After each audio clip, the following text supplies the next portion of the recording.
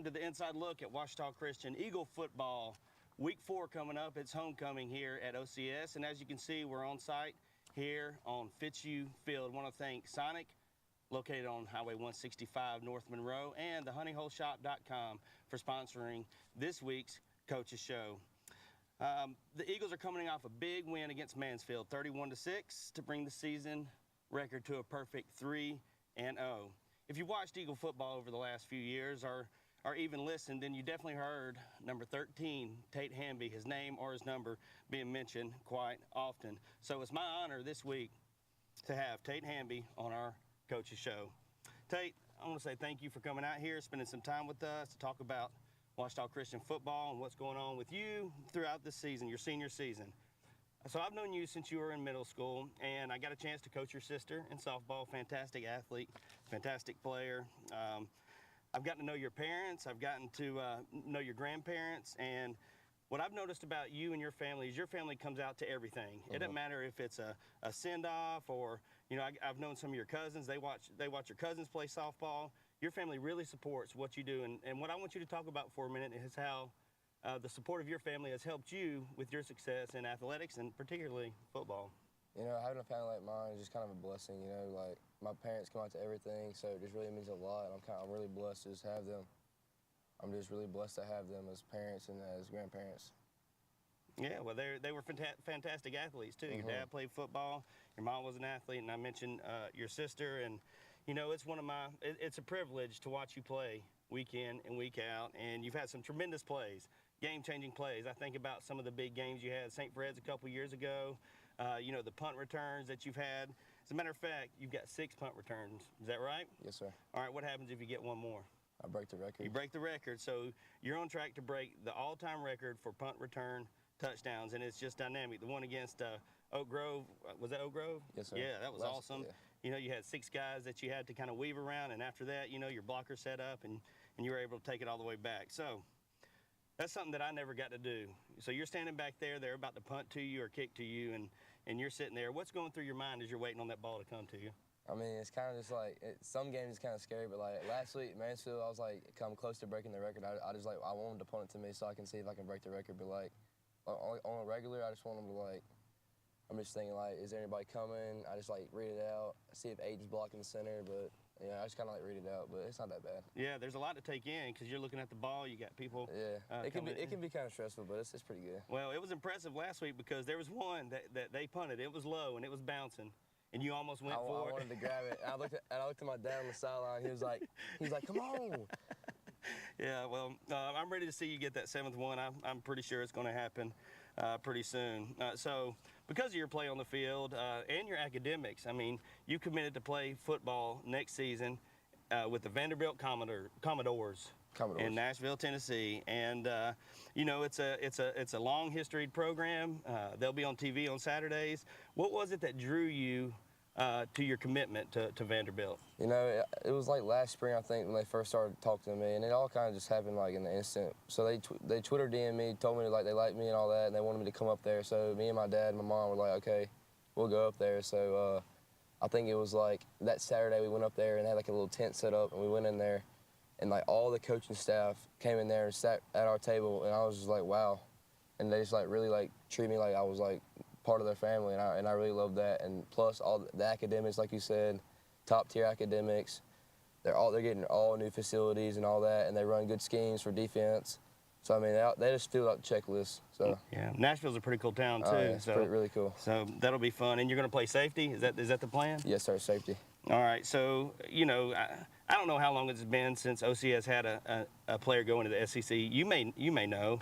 I know we've had a couple that have made it to the NFL and things like that, but I would think at some point you kind of come to this realization that you're that caliber player, an SEC caliber player. Was there a moment like that or a time where you were just like, you know what, I may be able to make something out of this? I mean, not really like a moment, but like whenever I was in Coach Fitchie's office last year, whenever ULM, I took the ACT, and then Coach Fitchie told me to come to his office, and I was like, okay, and he handed me the phone. It was Coach Carr from ULM. And I was like, okay, so I really am. I can play football at the next level. So, I mean, it was kind of there. It was like, all right, I need to take this serious. Yeah. Well, again, it's an honor to watch you play each week. I look forward to the rest of your season and, watching you next year on TV. So the last question I have for you, Friday night, it's homecoming. There's a lot of things going on. Why don't you tell Eagle fans why they should come out Friday night and watch the game? I mean, it's homecoming game. We're going to get it done against Tensas, watch the little kids play after halftime. Hopefully we get things done in the first half. Watch the girls walk across the field all dressed up. So really no reason you shouldn't come and watch OCS beat Tensas. Yeah, it's going to be a great night on Friday night, 7 o'clock here, Fitzhugh Field, Eagle Stadium. Tate, I want to thank you again for coming out here, and we're going to take just a quick commercial break, and we'll come back with offensive line coach Tim Mosier. There comes a time in every dip's life when it's ready to leave the slow cooker, even buffalo chicken dip. So we put juicy chicken, buffalo sauce, and melty cheese in a portable crispy golden shell. Runaway dip, you're free now. Sonic $2.99 buffalo chicken dip bites.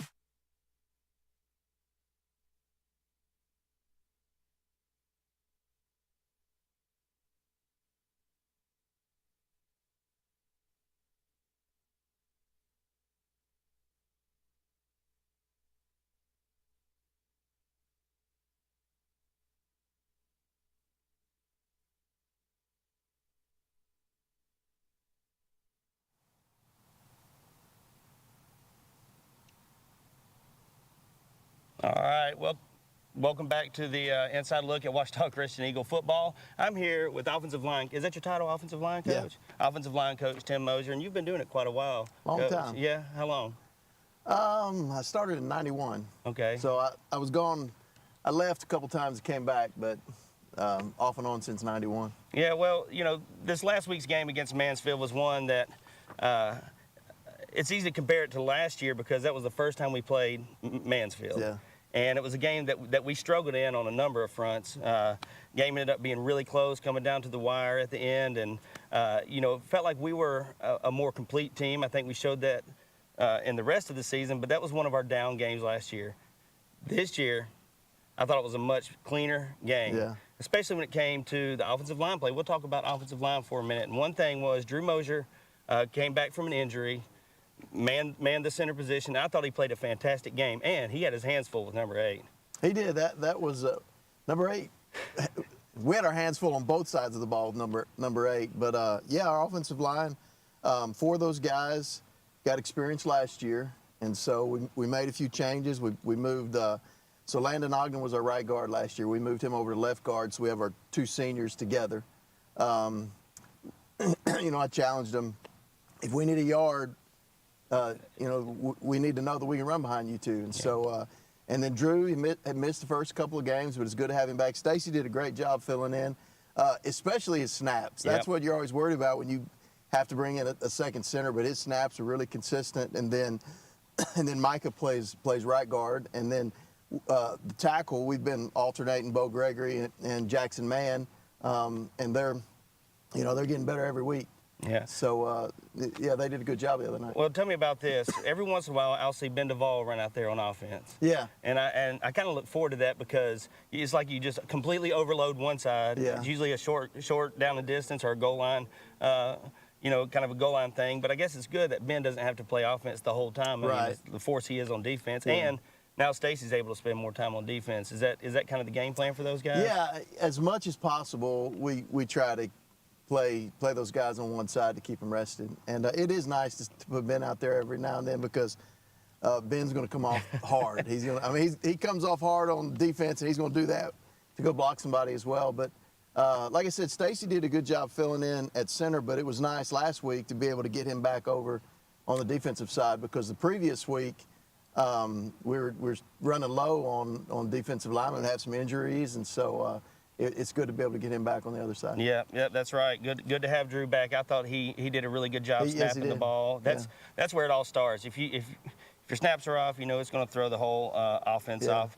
I thought our offense was pretty efficient, and being an offensive line coach, I don't know if you just pay attention only to the offensive line or if you're tuned in to what the entire offense is doing. But I thought our offense was really efficient the other night. Our average starting position on the field was our own 48-yard line. That's pretty good. Yeah. So we ran I think about 40 plays compared to their 60 plays and outscored them 31 to 6. So that was good to see our offense operate efficiently that game. So one thing I did notice is our pre-snap penalties, our dead ball penalties went way down this past week as compared to the Oak Grove game and even the Dallas Christian game. Yeah. The penalties in the Oak Grove game, I'm not sure if we can count all those as really legit because that was just so lopsided. But we did clean it. 14-2, by the way. Yeah. So we won that. We won that. Yeah, we won. Yeah. But we did clean it up some, which we, as an offensive line coach, the penalties drive you crazy. And I know that you'll get a holding penalty every now and then because the way you coach offensive line is, you get your hands inside and you get a hold of them, but as long as you're driving them, that's legal. Yeah. But when you let them get outside of you, that's when they call it. And I preach it. So we try to limit that as much as possible. But the plays that drive you crazy are offsides and bad snaps, things like that, things that you definitely can control. All right, so I'm going to ask you a defensive question, okay? Because last week, Mansfield possessed the ball quite a bit for a team that only scored 6 points. I think they had 5 drives that lasted over 3 minutes. Yeah. And only one of those resulted in a touchdown. 3 of them in a punt, and one of them was they ran out of time at halftime. And so from, 2 things. The first thing is, from a defensive standpoint, it's good that our defense can get pushed down the field for a little bit, but when it gets in deep in our own territory, we make a stand. So that was good to see, and it's kind of become our MO of our defense. Yeah, I accused the defense last week of doing that on purpose, just so we can. We've had goal line stands in every single ball game. We have. So I was accusing them last week. Y'all are just doing that so you can get a goal line stand because goal line stands are, that's what you play for. You want to be able to stop people, and so our defense has played really, really well, and that's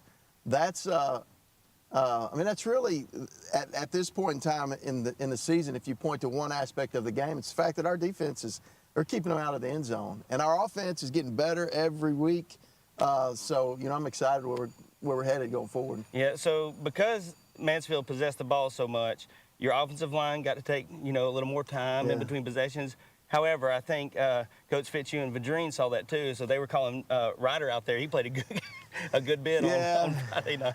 Yeah, every time one of my offensive linemen goes out, the offensive coaches are on one headset, the defense are on the other headset, and I guarantee if you're listening to us, you hear me complaining when my offensive guys go play defense. Yeah, to be a fly on the wall, and listen to y'all's conversations. But we can see it up there, and it's pretty funny. I can only imagine how you feel about him spending as much time on defense, especially being a left tackle, and he's a fantastic player. All right, Coach, we're about out of time, and I know you have an appointment that you have to get to, so I'm going to let you get out of here. But the last question, homecoming, we've got game day on Friday. We've had the pep rally last night, and it's dress-up days every day. The girls, I know some of your guys are having to walk girls out, during the homecoming thing. How challenging is it to stay focused during this week? We've done a good job against Tensall in the past, and I guess that's a good thing that we play them continuously so we know what to expect. But how do you get your guys focused for Friday night, take care of business? Yeah, that's tough. Even high school, college, it doesn't matter. It's tough to stay focused during homecoming week. And honestly, you try to play somebody that you feel like that you can beat, but you still have to go out and play. You can't take anything for granted. You still have to go out and play. And so you want them to have fun during homecoming week, but you just have to constantly remind them over and over and over again that, Friday night we have a football game. And for us, that's what it's all about. All the other stuff, you got to set it aside and forget about it. Enjoy it during the week, but Friday night, we got a football game to win. That's right, and probably having a senior-led team helps with that. These guys have been through it before, played in several state championships, played in 3 homecoming games. So I look forward to Friday night and watching the OCS Eagles take on the Panthers from Tensall. And we are out of time. Again, I want to thank Coach Mosier and Tate Hamby for coming out and spending time with us on the Coaches Show this week. Look forward to recapping the Tensall game next week, and looking forward to, we got Ouachita week 5, right? Oh, yeah. Oh, yeah. That's going to be a good one. Yeah. I look forward to that. So, again, thank you for being here. I want to thank Sonic, located on Highway 165 in North Monroe. Make sure you get a drink or a snack before the game on Friday night. Also, check out honeyholeshop.com for all your gear that helps us brave the elements in the press box and anywhere else that we go. So thank you guys for tuning in. We'll talk to you next week.